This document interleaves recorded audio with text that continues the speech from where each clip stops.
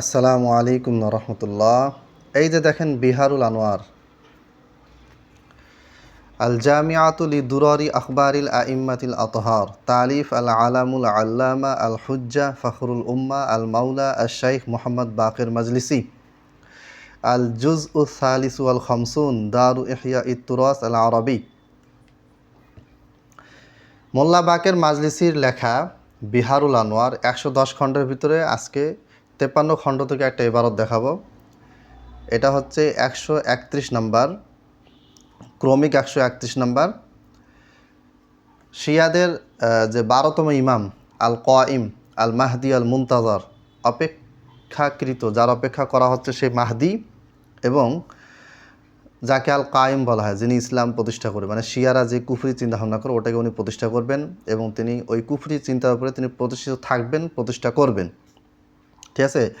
তা তিনি চার পাঁচ বছর, মানে এখানে ইমাম হাসান আসকারির কথা বলা হচ্ছে আর কি, 4-5 বছর বয়সে ভ্যানিশ হয়ে গেছে। তার জন্ম 235 বা 36 হিজরির কাছাকাছি, ভুলে গেছি। তো ভ্যানিশ হয়ে যাওয়ার পরে তার বয়স যখন 4 বছর বা 5 বছর, তখন তাকে আর খুঁজে পাওয়া যায় না।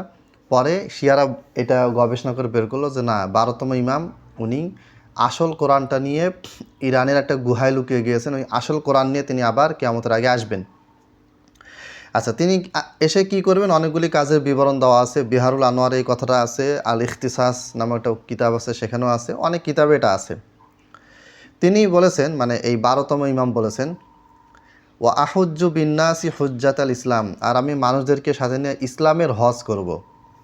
একটা ঐতিহাসিক হজ, যেই হজের মতন হজ কখনো হয় নাই। ও আজি ও ইলা ইয়াসরিব, এরপর আমি ইয়াসরিব আসবো, মদিনায় আসবো। ফা আহদিমুল হুজরা, এরপর আমি হুজরাটাকে ধ্বংস করব। নবী সাল্লাল্লাহু আলাইহি ওয়াসাল্লামের যে হুজরাটা আছে এটাকে আমি কী করব, ধ্বংস করে দিব। ও আখরুজু মান বিহা, আর এখানে হুজরা বলতে কবরস্থান বোঝাচ্ছে আর কি, কবরস্থানটা ভেঙে ও আখরুজু মান বিহা ওয়াহুমা তরিয়ানি, আর এর ভিতরে যে দুইজন আছে এই দুজনকে আমি বের করে ফেলবো। ফা আমুরু বিহিমা তুজাহাল বাকিয়াই, ঠিক আছে, ওয়া আমুরু বি খসাবাতাইনি ইউসাল্লাবানি আলাইহিমা, আর এই দুজনকে আমি দুইটা কাঠ আনতে বলবো।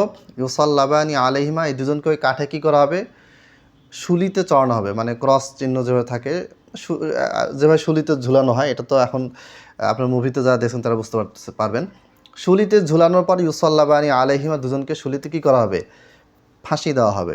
ঠিক আছে। কাকে কাকে দেওয়া হবে, আবু বকরকে এবং ওমরকে। এখানে আবু বকর ওমরের নাম ডাইরেক্ট নাই, আল ইখতিসার সহ বেশ কিছু কিতাবে তাদের নাম উল্লেখ করা আছে। ঠিক আছে।